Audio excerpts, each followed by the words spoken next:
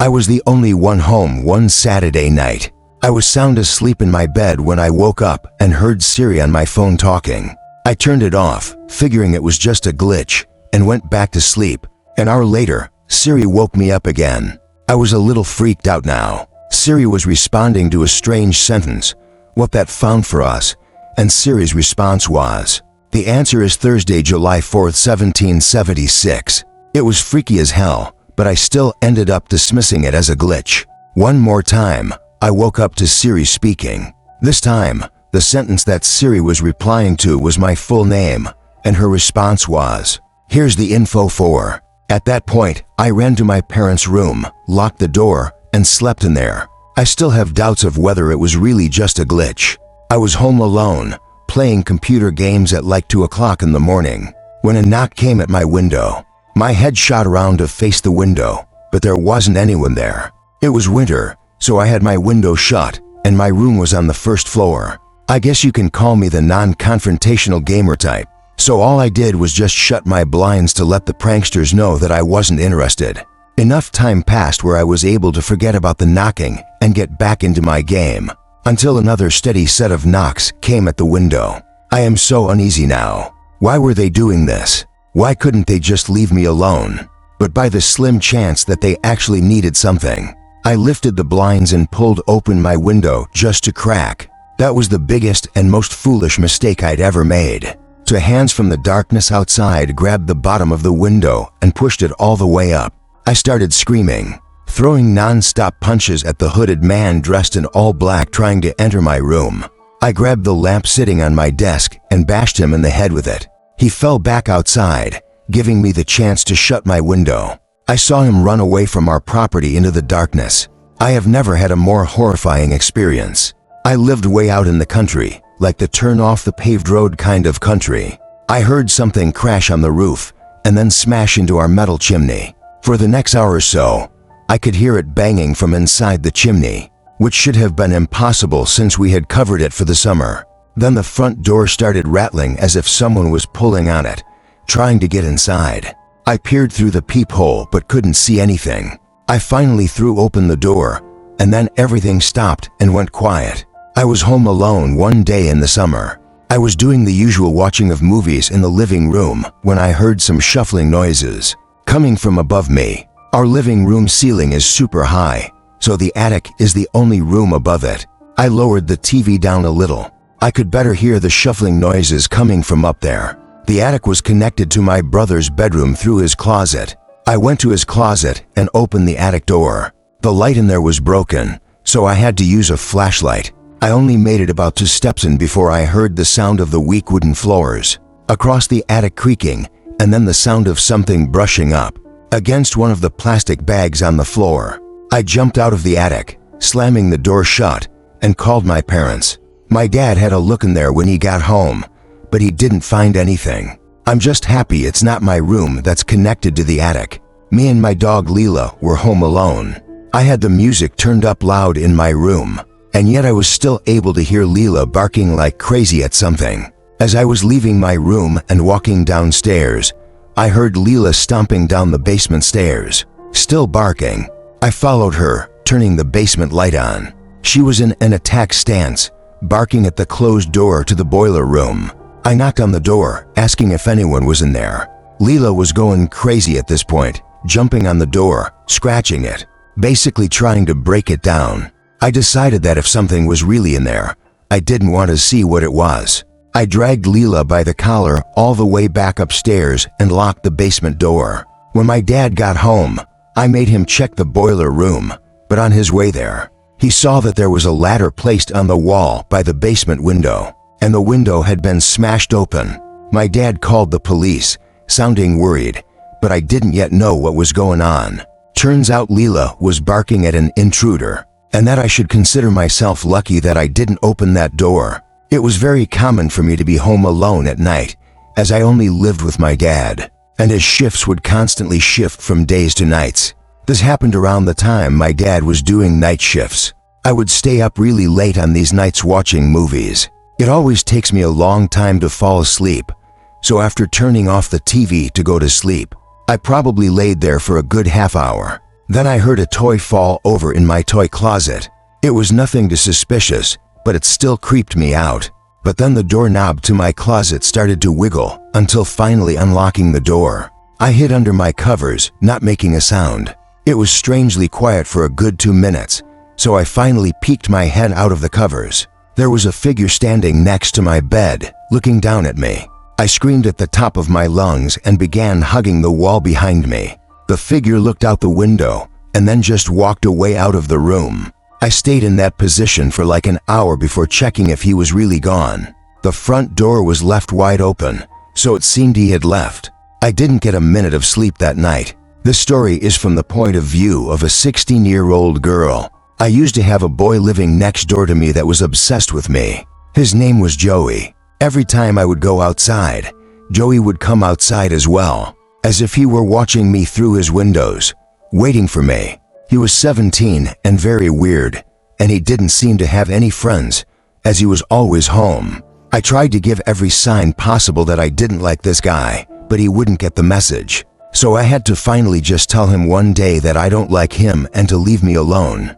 The look on his face that day is something that won't leave me.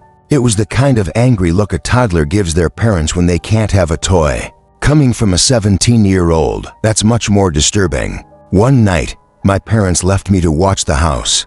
I was working on a school project when I felt my bed shift a little bit. I looked under my bed. I screamed as I saw Joey laying under my bed. I ran away while he tried to crawl out from under my bed. I ran to his house and rang the bell at least 10 times, telling his parents about it when they opened the door. Joey never came out of my house, so I called the police. His parents begged me not to, but I ignored them. The police found him still in my room and arrested him. Apparently, he admitted this wasn't the first time he had hid under my bed. They also found pictures of me scattered across his room. The most disturbing one was of me sleeping, and it was taken from inside my room. I live in the country, and more often than not, I was home alone. We don't have any neighbors close by, so I would usually just sit in the yard and tan on sunny days. There was this one time that the sun was out strong, and I was tanning in our yard when I saw somebody standing in the woods watching me. I sat up in a position ready to get up and run. "Do you need something?" I yelled. The guy walked out from the woods and over to me, telling me that he lives up the hill and was wondering if I could help him out with a broken water pump. I told him that I was about to head out and that I didn't have time. It was a lie, of course, but there was no way I was going with him. He walked off back into the woods until passing a boulder, and I couldn't see him anymore. I was creeped out more than I had ever been in my life, so with that, I folded my lounge chair up and went inside, being sure to lock all the doors and windows. You would think it ended there, but it didn't. About an hour later, I realized I forgot my sunglasses outside in the grass, so I went back out to get them. I made sure the guy wasn't anywhere in sight before going out there. It took me a little while to finally find my sunglasses, and as I feared, when I looked up, I saw the guy again. This time, though, he wasn't in the woods. He was kind of hiding behind our shed so that only half of his body was visible. I yelled that I was calling the cops and ran back inside to do just that. The cops came and took down my description of the guy. Fortunately, I've never seen him since.